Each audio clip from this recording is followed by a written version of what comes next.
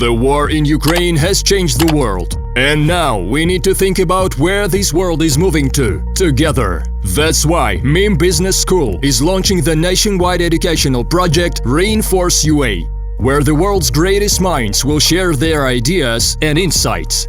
And you will get their experience, change your perspective, and discover what changes should the business be ready for, before and after the victory. Every week on Reinforce.UA.com. I'm Alexander Sidorkin. On behalf of MIM Business School, I'm happy to welcome you at Reinforce.UA project. The project that is designed to intellectually support and inspire Ukraine and especially Ukrainian business community. We intend to widen the discussion about the present and future of Ukraine, and we've invited, for that matter, the world-renowned intellectuals in order to share their views on the most relevant problems that humanity and our country is facing now, and those that became especially critical because of Russian aggression against our country. The project was made possible due to the support of Bogdan Havrilishin Family Foundation, 50 Thinkers Organization, and 3 global associations of management education, namely AACSB, AMBA, and EFMD. We are grateful for all the donations that you made while registering at our platform. Please be aware that any additional donations that can be done anytime at the Reinforce.UA webpage.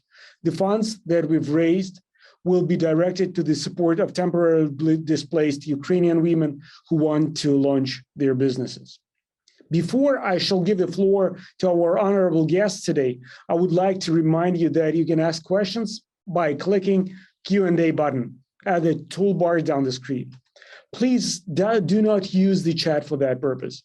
Today's session will be recorded and it will be made available at the Reinforce.UA webpage in a little bit. So I have a privilege to welcome our eminent guests, Dr. Ruth Gotian and Dr. Charles Camarda. And let me briefly introduce them before they talk more about themselves. Dr. Ruth Gotian is the Chief Learning Officer and Assistant Professor of Education in Anesthesiology and former founding Assistant Dean of Mentoring and Executive Director of the Mentoring Academy at Weill Cornell Medicine. She has been hailed by the journal Nature and Columbia University as an expert in mentorship and leadership development, and she was recently recognized as one of the top 20 mentors in the world. So she's on the Thinkers 50 Radar list, and she's also in a list of Forbes 50 over 50, which means that she's writing for Forbes and she's writing for the Psychology Today. Hello, Ruth. Dr. Charles Camarda is an experienced research engineer and thermal structures expert with over 45 years experience at NASA. He's a member of a number of highly professional groups, and he was in a mission in space right after Columbia. So right now he's working on in a group that is looking for quick and professional solutions in difficult conditions. And in 2017, he became a member of the Air and Space Cradle of Aviation Museum Hall of Fame. Dr. Gotian, Dr. Camarda, welcome. It's my honor to give you the floor. Thank you so much for having us. I know I speak for Dr. Charlie Camarda and myself. We are really, really thrilled to have this opportunity to be here with all of you and to talk with all of you. I am actually coming to you from New York City.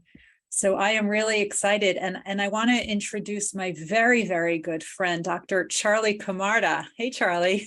Hey, Ruth, how you doing? Good. Hi, Alexander. Thanks for having us. Welcome. Welcome to virtual Kiev.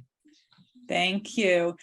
So Charlie and I were actually talking for a long time. We both have a passion for success and high achievers and high performance teams. And I first met Charlie when I was doing the research for my book, The Success Factor. I research extreme high achievers, astronauts and Nobel Prize winners and Olympic champions and NBA champions. And Charlie was one of the astronauts whom I interviewed for the book.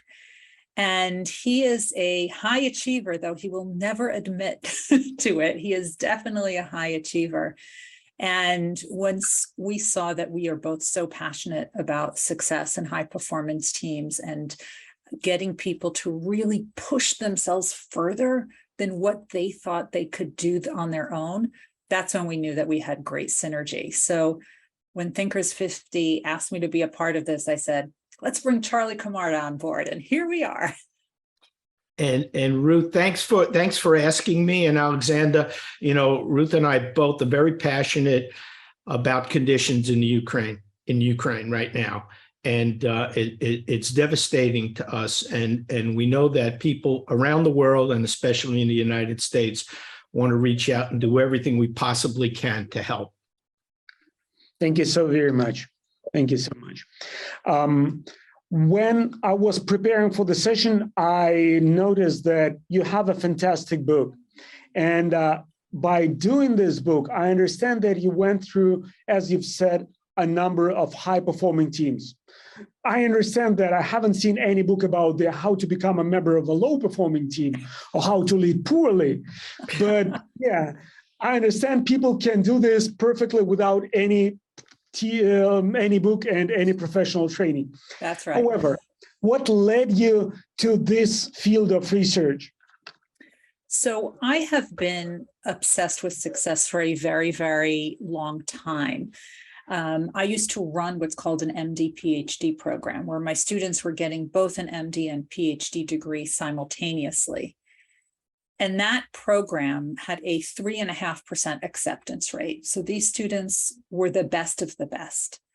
And I realized that they do things differently. They think about things differently. They approach things differently. And even the way they look at challenges is very different, and they don't quit so easily. And I really became interested because even amongst this elite group, there were a number of those who would float to the top. Now, nationally, we were talking about those who were leaving the profession, what we call the leaky pipeline. Why would people work so hard towards something, have so many sacrifices that they make, and then decide not to go through with it and to actually leave? And this is becoming a very big problem. And I decided, instead of looking at those people, I want to look at the other end, those who are doing such incredible work that their productivity would more than make up for anyone who was leaving, their productivity, their innovation. So at the age of 43, while working full-time and raising my family, I decided I was going to go back to school and get my doctorate. And I studied at that time the most successful physician scientists of our generation. And over the years since getting my doctorate, I have continued that work. And I was curious if what I found in the physician scientists, if it's the same thing in other extreme high achievers, such as the Olympic champions, such as the astronauts, such as the CEOs and senior political figures. And that's how Charlie and I connected. All right. And Charlie, could you give us a little bit more about why did you join? I understand flying to space is something that a limited number of people in the world can do.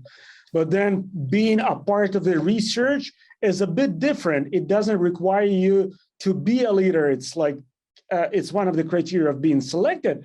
But then what did you tell Ruth about your leadership and your achievements? Well, actually, as kids my age during the first space race, we all kids wanted to be astronauts, right? It was us, against the evil empire. And so that's what inspired me. I mean, I was always very inquisitive. And what I realized was when I was actually accepted to work at NASA, I realized that I really loved doing research. And so for the first 22 years of my life, I was a research scientist at NASA Langley Research Center. I applied once to be an astronaut, didn't reapply till 18 years later. When I saw that NASA was becoming a different NASA, it was not doing as much research. And I said, you know, I think I'm going to try something different. I think I'm going to reapply to be an astronaut. I would have to overcome many obstacles, many impediments. I was claustrophobic, afraid of heights, and couldn't swim. But I wanted to do it to really prove to myself that it could be done. As I was training in Russia, we experienced the Columbia accident, okay? And what I realized was that the NASA that I grew up with, that of the days of the Apollo era after when I was working for them, was a totally different NASA. These people made terrible mistakes, and I dove into trying to understand why these mistakes were made. How could what I thought were intelligent people make such bad decisions? And so immediately when I got back to the United States 1 week later, grieved with my friends and classmates and jumped right into figuring out what caused the problem and how to solve the problem. The way I was taught as a researcher, how do you connect? How do you create these high-performing teams, which we did. We basically successfully created several teams. One of them actually identified the root cause of the problem, what caused the foam impact and what caused it to create a critical impact that destroyed the vehicle, and also how to repair the vehicle in space. So I became obsessed with learning about creativity, innovation, and building high-performing teams to solve what I call our epic challenges. You know, but Charlie, I think you brought up a very good point at the very beginning of what you said, which is actually a pattern that I've seen with all the high achievers. You said you applied to be an astronaut and you were not accepted, and then you reapplied later. And in fact, almost all of the astronauts whom I've interviewed, not all, but most, actually had to reapply. They were not accepted on their first round. Now, a lot of us, I think, when we get that rejection, when we get turned down, when things don't go our way, when our experiments don't work, when our papers get rejected, we tend to take that very personally. And we're hurt by it. But I think what you have done, all the other high achievers whom I've interviewed, they looked at it as an area of opportunity. What can I learn from this experience? And how can I build on this? It was more of, there was never a question if you would overcome the challenge. You knew you would overcome it. The question was how. What is the strategy you haven't thought of yet? With that word yet being at the end. And then you reapplied like so many of the others, and then you got in. And in fact, Dr. Peggy Whitson, who you know, she had to reapply for 10 years before she was accepted. And ultimately, she became the first female commander of the International Space Station, a role she held twice. She spent more days in space than any American astronaut of any gender. And ultimately, she became NASA's chief astronaut. So I think there's a big lesson here to be learned about when we get those failures, when we get those rejections, when we get those challenges, and we're all faced with challenges every single day. What is the lesson that we can learn here? What is the opportunity here? And how can we enhance that? How can we add the word yet at the end so that we get to hit our goal? Well, let me challenge Charles a little bit about what you said, because you've just said that, no quitting approach is one of the features that are there in leaders. But when you are in space, it's really difficult to talk about quitting. First, quitting is like a one-time event. You do it once, and there is no life after that. Where would you go? Right, exactly. And so secondly, won't it lead you to an approach that mistakes are so bad that you should do anything possible to avoid mistakes at all? Charles, what would you recommend on that? Of course. I teach innovative engineering design, and failure is very important, and you have to learn how to fail. Right. And so you can't be risk averse. NASA can't be risk averse. All astronauts have a 1 in 80 chance that they will survive. Right. And we all know that going in. But what we have to do is that we have to train. And so we train assuming every possible conceivable failure that can occur will occur. We train intently as a team on how to overcome, how to recognize those anomalies that could potentially be critical failures, and how to work together as a team to overcome those anomalies.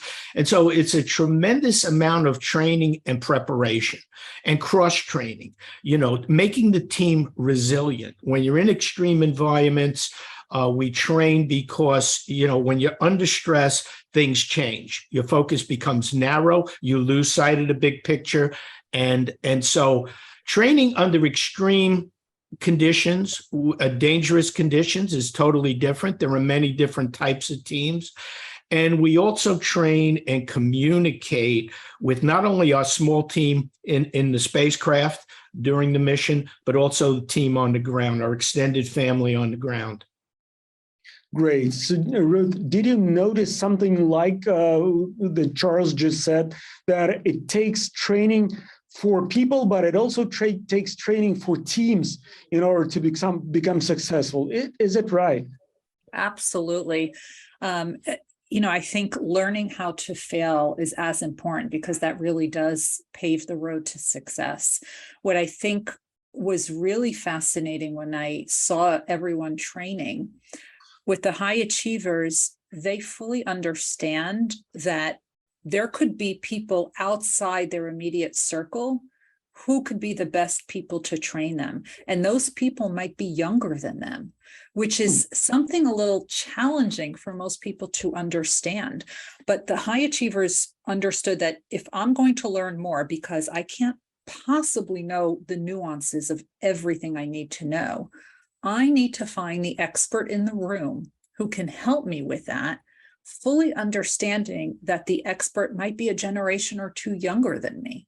And that's okay. They're humble enough to say, I don't know, and I need to learn from somebody else. So you need to be literate in what you do, but at the same time, you should understand that you cannot possibly know everything, and that you ask for help for experts that can be of different age, of different gender, and generations far from you. Absolutely. Wow. And being open to understanding that there is no way that you can know all the answers. There's just no way. And that's really what makes the high performance teams, is that you're constantly questioning, constantly asking, constantly looking for where you can find the answers. Who might be able to be an expert in this sliver of information that could add value to what you're doing? And not saying, oh, I know all the answers because I am the big high achiever. No, all the high achievers, and we had this yesterday when we did our tech check, is when I say to them, and this is the conversation I had with Charlie, I said, Charlie, you came up on my list as a high achiever. I'd like to interview you for my research. And he said, I don't really think I'm a high achiever. And I said, Dr. Charlie Camarda, you are an astronaut. You went to space. If you're not a high achiever, what does that say about the rest of us? You see, because the high achievers don't think of themselves as high achievers. They think of themselves as, I always have more to learn. How do you take that, Charlie? Well, I don't take praise. Great, I'm not one to accept praise. And thank you, Ruth, very much. I don't consider myself a high achiever necessarily, but Ruth makes a very good point. And I was in the process of writing a book on high performing teams, and how do you solve these challenges? And so Ruth makes a very good point in that you have to know who the key subject matter experts are. In my book, I call them the Friends of Charlie Network. Right. And so when I'm up in space, I have a list of all the people in the country and possibly around the world that if I do not believe what I'm being told from people at mission control and people on the ground, I know exactly just the right expert to go to understand the phenomenon. And something like that happened actually during our mission when we were in space. There was a piece of what we call gap filler sticking out from underneath the vehicle near the nose. And we had to rely on key aerothermodynamicist at the research center where I grew up to basically explain to the people at JSC and in the shuttle program office that this was a critical problem. If we would have had tried to re-enter without performing an emergency EVA on our mission, we would have burned up, just like the crew before us. And so you have to know who those experts are. And as Ruth said, these experts have to be humble.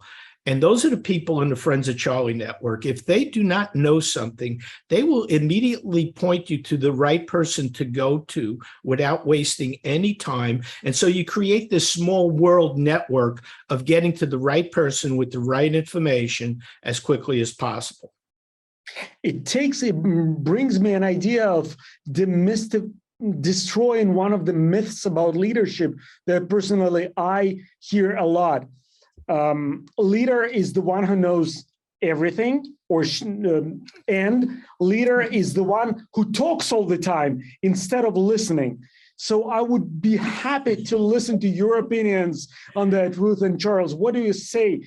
Can leader know everything? I understand not, but you, me, all of us have heard a lot of leaders who are just constantly trying to push others away with their voice and showing that they know everything. Otherwise, are they good leaders? Please. You saw me, Ruth and I both shaking our head vigorously, right? And the answer is obviously no. I'm going to let Ruth go first. So Please. We have something in adult learning that's called situational leadership. And situational leadership means there is a leader, sure, at the top of any organization. We know that. That person is not the mouthpiece. That person is the one who inspires people and motivates people and gives them the resources to do their best work. They don't need to be the expert in everything, but they need to know how all the pieces fit together and how to encourage people to do better work than they even thought was possible. Now, with situational leadership, if you want to give a presentation about something or explain something, if you are the leader, you don't have to be the one who's giving that presentation. You can have the person who knows the most about that topic. That's the person who should have the spotlight and give that presentation. It's what we call situational leadership. I don't care if that person is a vice president or the summer intern.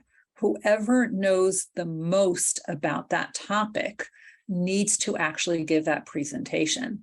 And in fact, Charlie, maybe you can talk a little about this. One of the parts that I was told as part of the astronaut training is that they have all these obstacle courses that they need to do under different terrains. And they have two groups. Well, first of all, they have a leader and then they have followers, because you need to know how to be a follower before you can ever be a leader. And then I forget what the cycle is, if it's every day or every week, the leader changes. And the reason that's so important is when the team can communicate so perfectly and so effectively and so seamlessly, it really doesn't matter who the leader is. It really doesn't matter. That's just a label. So, Charlie, maybe you want to touch more on that part. Yeah, I'm going to touch on that, Ruth, but I'm also going to talk a little bit about what you said earlier about situational leadership. And, in the current book I'm writing about NASA and why the accident happened and how do we prevent accidents in high-performing high reliability organizations, I talk about something that not any psychologist, sociologist, behavioral scientists have identified as the cause of why these accidents happen. And I go back to what I learned as a researcher, and I call it a research culture. And one of the first things we learned as researchers was exactly what Ruth said. You defer to the person that has the knowledge, no matter what their status is on a hierarchical chain of command. The person with the knowledge is the person that everyone listens to. And you're allowed, as long as you have a psychologically safe environment where you could have discussions, you could have disagreements, and you can openly challenge candidly what people are saying. You must have that psychologically safe environment. Now, what Ruth talked about is a lot of times when they're trying to look for people that are going to be on long duration missions in space. You know, I flew on a 14-day mission on space shuttle, and you could almost get along with almost anyone for 14 days, right? But if you're on space station for 6 months to a year, you need to have a cohesive team, one that works together well. And so what we do is they practice with us on different teams of astronauts. They put us on these extreme environments like water survival, land survival, cold weather training, NOLS expedition, National Outdoor Leadership. And they do exactly that. They rotate the leadership, and they have people watching how the team behaves, how the leader behaves. And it's amazing when you have a team in a very short period of time under extreme conditions, minus 40 degrees in a cold lake bed in Cold Lake, Canada, frozen lake bed in Cold Lake, Canada, you could tell right away who you want to fly with in space for 14 days or 6 months and who you think you would want to follow as a leader. Well, you brought a very important point that we are touching in a business school, but I would like to bring us back to the real world, is the psychological safety in a team. What are the dimensions that tell you that this is a team where it is safe to talk, it is safe to disagree, and there is a way of constructively disagree with other members, including the leader? Absolutely. I mean, one of the reasons for the Columbia accident, the real cause of the Columbia accident was the culture.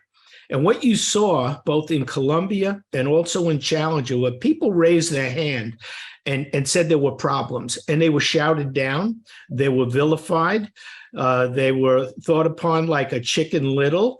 And so people, when in a high reliability organization, you need to have this psychological safety, and it was lacking at NASA during that time, and it's still to this day. And so there are things you could do to change that. It's very difficult to change a dysfunctional culture, especially in a high reliability organization. It takes very strong leadership at the top. It takes training, but it also has to be pervasive throughout the entire organization. Because if you look at these very large organizations that are developing new spacecraft, you have layers of management, you have hundreds of different teams, and it only takes one of those teams, a small team, maybe 15 people like the O-ring team for Challenger or the leading edge team for Columbia, and you could have a tragedy. All right. I think Charlie brings up a great point. It's really about, do you have the environment, the open opportunity where you can challenge, where you can enhance an idea, or does the group develop groupthink very quickly, which means everyone is surrounding themselves around the same idea, especially if that idea came from the most senior person in the hierarchy? So when I actually do workshops with groups, I mix teams together. So you can have the CEO with the intern together in the same group. And actually what we do in order to improve the psychological safety is that the lowest rank person speaks first. And this is a way to prevent the groupthink, because when it's the senior most person who speaks first, everyone just nods their head and say, yes, yes, yes, that's the way. But sometimes the best ideas come from the people who don't speak much, but see everything. They're observing, right? One of the greatest baseball players in the United States, Yogi Berra, says you can learn a lot by watching. And that's really part of what it is. The other thing I do when I do these workshops is sometimes there is no talking. And it's actually with Post-it notes, these little sticky notes that we have, where I ask a question, people can write their answers, but nobody writes their name on it. And then it's posted on a board that everyone can see. because this way my vote and my answer carries the same exact weight as your answer. And it doesn't matter what your title is. It doesn't matter what my title is. They're all ideas up for consideration. And these are different ways to actually introduce psychological safety into an organization. Great. We have the first question in a Q&A session, and it actually goes very well along with the psychological safety and the formation of the teams. So what would you say about the role of selection process in creating high performance teams? Oh, Charlie, you have a whole algorithm for this. I do this with students, and you have to remember that all teams are not created equal, right? And so there are many, many different attributes that determine the performance of a team, right? There's leadership, there's psychological safety, there's organizational structure, there's creativity. So it depends what your team is trying to solve. So I'll give you an example. We were trying to solve a problem that NASA couldn't solve before I even knew I was going to fly on a return to flight mission. How do you fix a wing leading edge if you had a large hole like what probably happened during Columbia? And I saw that the teams that NASA were putting together were failing. And they weren't following the strategy that I would have used. And so what I did was I picked a couple of different people. I went into a friend's garage and I picked these people because of their expertise in this area, but I also picked people because of the way they think, and you want diversity. So if you're trying to solve a very new problem, you want to have a psychologically safe team on any type of team. You want to have leadership that's collaborative, right, and contemplative rather than a directive style leadership, because you want everyone to talk and to be engaged. You want to have a very diverse team, right? And you want to have a team that's not risk averse, that will try things and fail. And so one of the people that I specifically selected for this team was someone that wasn't an expert in a particular area of materials and structures, but I knew that person thought differently.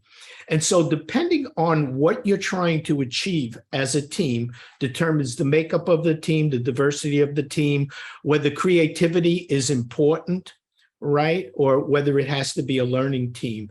And I think Ruth will probably shake her head. She's agreeing in the teams that she sees. It depends on the type of team. And I will also add to that, we are all adults. And we don't all think the same way. We don't all process information the same way. And there's actually quite a bit of research on this. And if you look at the Kolb Learning Style Inventory, KOLB, it talks about the way we absorb information, the way we take it in, and then the way we process information. So for example, we have all been in those classrooms where there is the professor in front of the room who's just lecturing all day long. And that's great, right? That's a way to take in information, but not everyone can process it the same way. And there's actually, it's called the banking theory, where the professor deposits information into the student's brain, but then the student has no idea which account, which folder, which drawer it goes in. So it's all just it's a big mess. And then when they need to recall that information, they can't. So the research actually points to different ways of taking in information, processing information. That's why some people do well with lectures, other people do well by reading, other people do well by talking to people. But that also means why some people are really great at asking key questions. And other people are really good at seeing potential problems that may come up. And then there are other people, and this is the category I fall into, who are great at executing. We have an idea, right? A lot of people are great with coming up with ideas, but can't implement it. You need those people who know how to implement. When you can get those different kinds of thinkers together in a room, people who process it differently, those are the best teams, because those will be the people who are great with brainstorming ideas. Then there are other people who see potential solutions, other people who see potential problems, and then the people who will really know how to lead the execution of the plan. And that's why you don't want everyone who is the same on a team, because they will never get out of the starting blocks.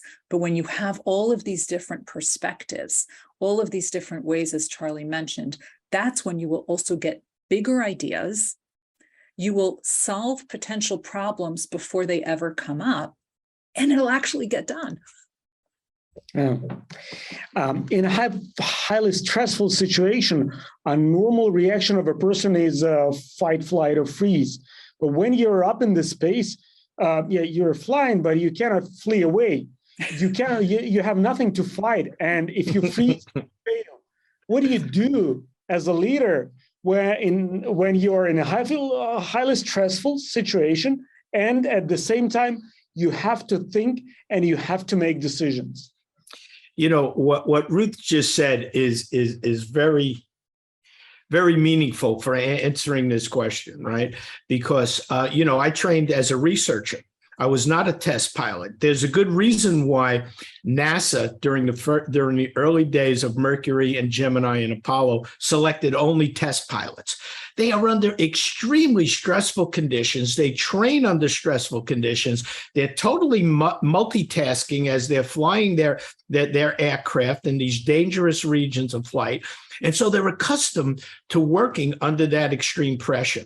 You put someone like me, for the first time going into a simulator, and all the bells and whistles are going off and people are trying to understand. And so pilots are trained very differently. They diagnose very quickly what the problem is, and then they have what they call checklists, and they go directly to those checklists and follow what they need to do. And the very critical things they memorize. They're very short checklists that they memorize to safe the system, to give them a little more time to think. You put someone that's used to having a lot of time to go in the laboratory and understand something, and I'm constantly trying to figure out the answer to the problem instead of doing what these pilots were trained to do. And so I had to change totally, because during those dynamic phases of flight, you have 8 minutes, you're going into space. A lot of things could go wrong. Every single thing that could have gone wrong, they mimicked in a simulator. They have cue cards for it, and you're trained just to go to that set of procedures.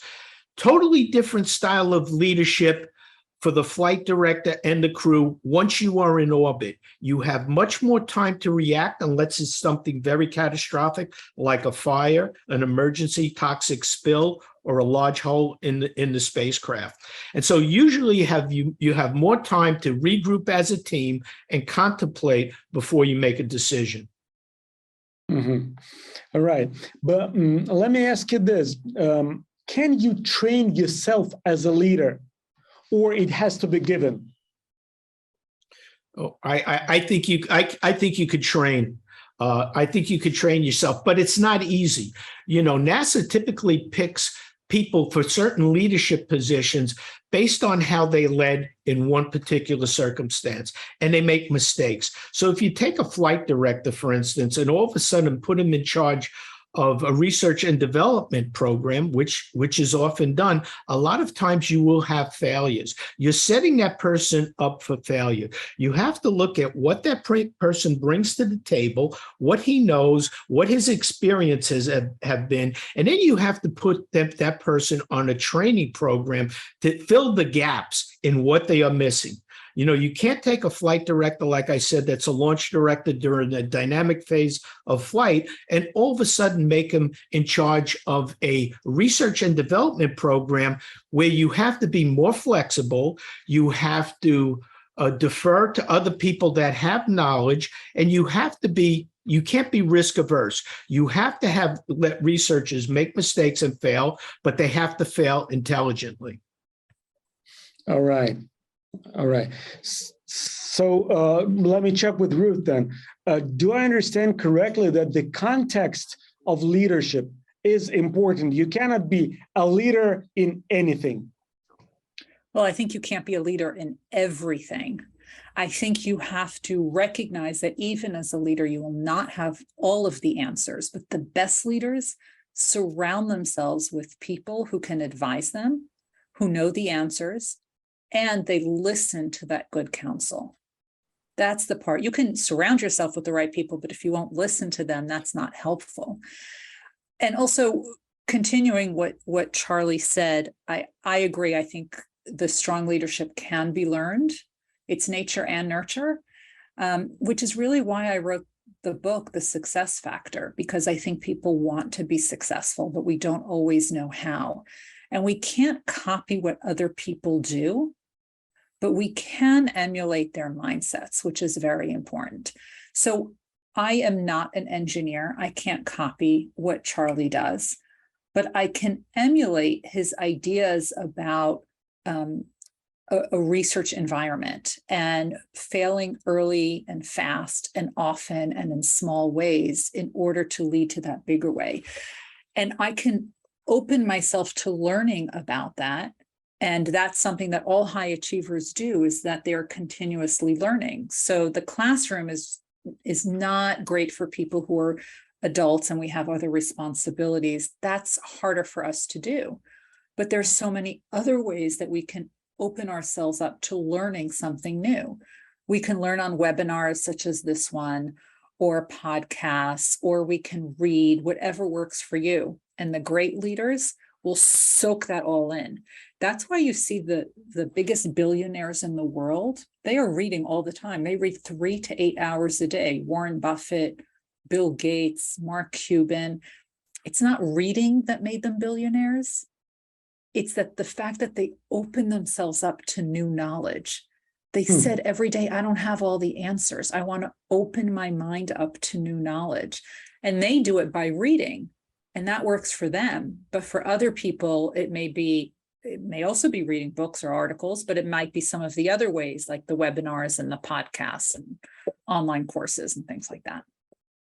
You're giving us a lot about the IQ, but I would like to bring our attention to the EQ, the role of emotions in leadership. I understand that being up there on the Earth orbit brings up a lot of emotions in you. Is it right, Charles? Yes, it does, Alexei. And you have to remember, we flew right after the Columbia accident. And we lost 7 friends. 3 of them were my classmates. And it was a very tough time for NASA, for the country as a whole. Us getting back into space, we knew that we had to be successful. We had to develop technology and test technologies that would make sure the remaining shuttle flights would fly successful. And so that crew was always on our mind. As a matter of fact, it was in our mission patch. And I have a copy of our mission patch right here. But our mission patch basically had the mission patch of the Columbia astronauts embedded in it, right? Because they were in our hearts and minds during that time. It was also a very tumultuous time for NASA. People, organizations were fighting with each other, blaming each other. And I believe NASA chose the right commander for the right mission. Eileen Collins was our commander, the first female shuttle commander. There were only 2. Amazing lady. She was a very, I would say her emotional intelligence was very high. She listened to everyone on the crew. She was very empathetic. She was very empathetic to the people in the other organizations. I think another commander would not have done as good a job as Eileen Collins did on our mission. Charlie, I think what's also important, and this is what I learned from the other astronauts, is that yes, you're all training, but you're all very different people with very different backgrounds, very different experiences, and there's often an international crew member as well, and that could be from whatever the different country is, and that is another mixed dynamic because that brings in a completely different culture. So even though, Americans, we can be as different, right? Charlie and I are both from New York, but we're pretty different.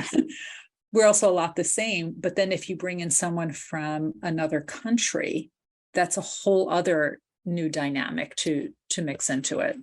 No, absolutely, Ruth. We had the largest astronaut class. We had 44 astronauts because the people at NASA knew that we needed a lot because we had to build the International Space Station. And so we had 11 international crew members in our class from 7 different countries, and we train in different countries, in Europe, in Canada, in Asia, and so we have to learn about those other countries. It just so happens, and those other cultures, it just so happens that I love people. I love learning about other people and other cultures. So I loved it. I loved the training. I love working with people, and so yes, we try to train for that and help people. Great. Charlie, I think what's so great with you is that every time I talk to you, we can quickly forget that you are an astronaut, because you're just like one of us, like one of the regular people who has not left Earth. And I think part of that is because of the high emotional intelligence of being able to talk to other people, understand the other people, recognize where they are. And I think one of the things that we very quickly understand is that although our challenges may be different, right? I did not go to space. I did not train as an astronaut. There were frustrations and challenges that you dealt with, which when we boil it down and we're talking about culture and team dynamics, we have all faced that at our organization at some point. So yours might have been in space and might have been on Earth, and mine might have been in the United States, and Alexander's might have been in Ukraine, but the problems are the same, right? Yeah. And the solutions are the same. And I think that's what we can really learn. And that goes back to the idea of what can we learn from other people? Your research is on high performance, and I hear about Nobel Prize winners, astronauts, and physicians. Are there any politicians in the list? And actually, can they be high performers? Yeah, so I do have a few. I will say that they are American-based. One of the things that the way I interviewed over 100 people, and the way I got to these people was really through my network, which is why networking is so incredibly important. And would I love to interview some political leaders from other countries, including your own? Oh, yes. Oh, yes. Very much so. Waiting for that introduction in order to make that happen. But can politicians be high achievers? Yes. At the end of the day, it's really down to 4 elements. Are they passionate about what they are doing? This is what they love to do. This is the reason they wake up in the morning. It's the reason they can't quiet their mind at night. They would do it for free if you could. And you can ask any of the high achievers. They would all do it for free if they could. I always joke. I say, astronauts are government workers. They're not making so much, right? But they would do it even if you never paid them a penny. The second one is they will outwork everyone.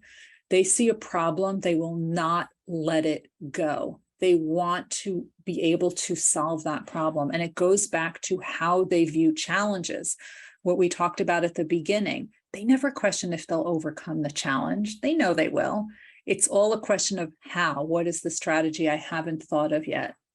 The third one is you go back to your foundation. What worked for you early in your career will work for you later in your career as well. You do not rest on your laurels. You actually plan for everything.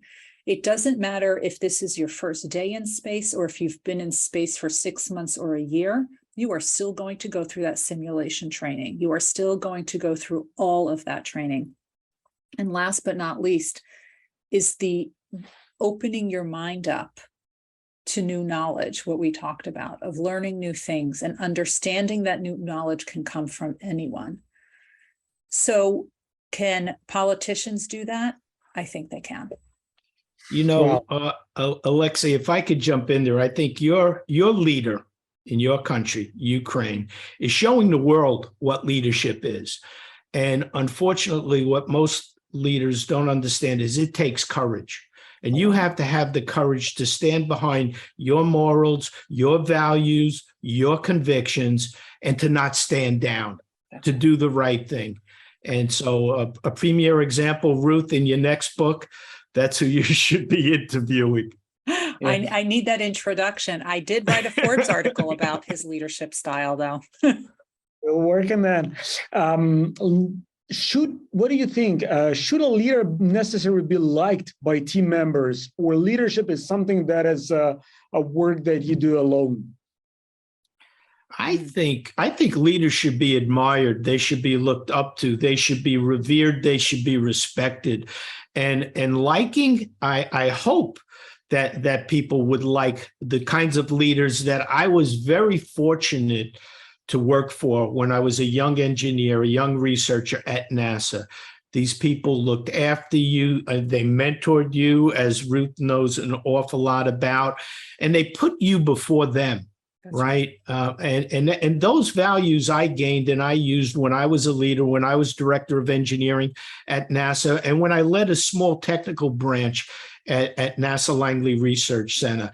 I was there to help them succeed. I was there to be the buffer from people above them that were distracting them and preventing them from doing their work. And you want to hire people that are better than you and help you succeed and help them succeed. Oh, Charlie, you brought up such a good point there. And I actually heard a great quote by the president of Kind Bars, who said, A leaders hire A-level people. B leaders hire C-level people because they're afraid of being outshined. Yeah. But the A-level leaders know that if they want to get the best work, they have to hire the A-level people. And they know that the world is big enough for all of us to shine.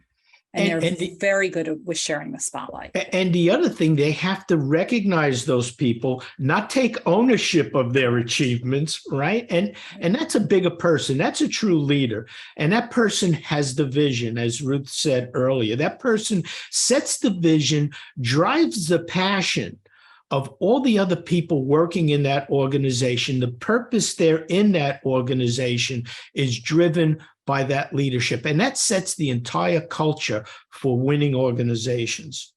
Absolutely. Wow. We've touched a bit, but I would like to narrow it more to the issue of communication of a leader. What would you tell, what are the skills of a leadership that leaders should have in communicating successfully? If I could talk about what Ruth talked about, several ideas for setting psychological safety, right? That leaders should do. And you could do surveys, but really some surveys are not too good. But a leader has to lead by example. We call it walking the talk. And so what I like to do with my teams are basically show them that I am fallible. I make mistakes. I own up to my mistakes. And we actually reward people that are willing to talk about their mistakes. You have to show people that you're fallible. It's okay if they fail, and you're there to help them succeed. Mm-hmm. You know, I went to when I was in grad school, I had in some of my classes officers from West Point, which is our most prestigious military academy. And we were studying group dynamics, which is a fascinating topic. And people were getting frustrated over little things. And one of the officers, who's now a colonel, he said, nobody died. Nobody died. And if nobody died, it's not a tragedy. Let's move on. And that is such a simple idea, but I cannot get that out of my head. Right? It's such a simple idea of how we can learn from things and not start to let things weigh us down. It's something that we call in group dynamics, we have something called a valence of Velcro and Teflon. Do you want all the negativity to stick to you like Velcro? What happens then is that it starts to weigh you down. And when it starts to weigh you down, you are upset, you are anxious, you are no longer creative, you are no longer curious, you are no longer innovative. But what if all this negativity rolled off of you like Teflon? If it rolls off of you like Teflon, I don't have time for all of this. I am focused on the mission. I am focused on solving a problem. Are you going to help me? Yes, great. If not, get off the bus. It's really that simple. I would make one caveat, Ruth, and this may be one of the few times I do this with you, but and it's really to what that colonel said. Nobody died. Okay. And so we have something that's called normalization of deviance, right? Mm-hmm. And so Ruth is talking about high performing teams, high achievers, what I consider to be researchers, a research culture. You see something that's wrong and it drives you crazy unless you figure out what's causing that problem. Yeah. And so normalization of deviance is what caused both accidents. You know, the O-ring problem in Challenger, the foam coming off the vehicle during Columbia. Foam comes off the external tank, it bombards the spacecraft, damages the spacecraft, and people became normalized to seeing this damage and not seeing us lose lives. It wasn't critical. But nobody used their imagination and said, what if that damage was large enough and it hit a different person? And so even though it didn't cost a life, it cost a life on the next flight. And so excellent teams, research teams, when they see anomalies, they put together the right people, they understand the root cause of those anomalies because they know it could lead to disaster. Mm-hmm. Absolutely. It's a totally different situation than I'm sure what you were talking about. Well, it's so true, but all of the high achievers who I spoke to, and this also came up a lot with the scientists as well, they need to know how things work. Right. And they can't let it go, right? They said, we're scientists, not understanding how it works is just beyond our comprehension, which is why if there is an anomaly, it has to be investigated. I'll be bringing us to the final set of questions. And would you give some, it's a fancy word, a life hacks on team development and team motivation that you use in order for your teams to be highly performing? Ooh. Charlie, got any life hacks? Life hack. You know, I started a program for education called the Epic Challenge Program, right? Because I believe all students of all ages and all levels love to solve challenges. And I want to be on a team of students and people that when they're told they can't do something, they're inspired, they're motivated. And the things that motivate these people are the impossible. I'm looking to create epic challenges, to hype those epic challenges, to draw the right people to make those teams to solve those challenges, because it takes the right kind of person to say, you know what, it looks like it's impossible, but I think we could do this. And a strong leader, as you see in a lot of these companies that become phenomenal companies, are driven by leaders that have this passion, this vision that they could do almost anything. And they inspire the best in the people that work for them. Amen. Wow. I'll give you a trick that I try to use when we have a challenge, and this is really to get people to build on each other's ideas, because we all have our own ideas, but sometimes springboarding off of someone's idea can make something even better. So when we have a challenge or a question, we post that on a big board. How do we, and then whatever it is, this is the principal element of design thinking. And then everyone can post their idea, either write it on the board or on one of those Post-it notes. And remember, there's no name attached to it. So your idea counts the same as my idea. And then someone, as ideas start to get connected or similar, somebody's drawing lines to connect them. Or you can take an idea and build off of what somebody else wrote. And this is how we don't need to sit in a strategy session where everybody has to be creative on demand, which is really hard. This allows it to be active and passive over a period of time and get everybody within the organization to actually have a voice. Well, thank you very much. So my final question is to both of you. What are your success factors? Mine is to have friends like Charlie. And I would say the same thing, Ruth. is, and we both have learned this, Ruth and I, we belong to an organization called the Mentor Project, but I call it in my world, I call it the Friends of Charlie Network. I have these amazing people that are all eclectic, come from different backgrounds. They're experts in their own right, in their own field. They're humble, they share, and they collaborate very effectively. And so I try to surround myself with these people, and I handpick them to work on different projects together. And we survive and we succeed as a team. Wow, so very great. Thank you so much. Let me be formal back. Dr. Gotian and Dr. Camarda, thank you so very much for the presentation and for all the discussion that we had. And thank you for all the attendees for your questions and your attention. I believe the recording will be viewed and reflected by many people in our country and in other countries. So this event of today will be available on the Reinforce.UA website within several days. So thank you very much. I will be closing with the introduction of the next session.